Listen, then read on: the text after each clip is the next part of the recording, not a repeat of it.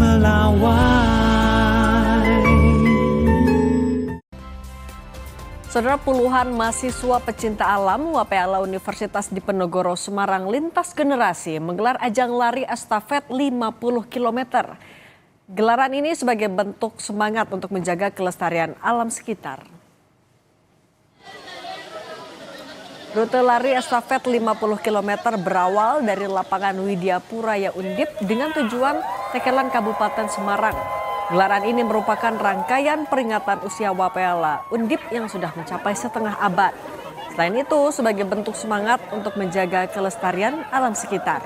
Keberadaan WPALA dinilai masih realistis dengan situasi saat ini, yaitu banyak isu-isu lingkungan sehingga WPALA merupakan unit kegiatan mahasiswa yang relevan dengan zaman, baik semangat maupun fungsinya.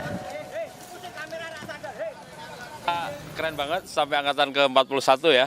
Sekarang masih lestari sesuai dengan tagline-nya dari WPALA. Dan saya rasa itu juga relate ya dengan kebutuhan kita sekarang. Kita berpikir selalu dengan sustainability, ada banyak isu-isu tentang climate change dan lain sebagainya. Ini klub UKM yang sangat relevan dengan zaman. Semangatnya maupun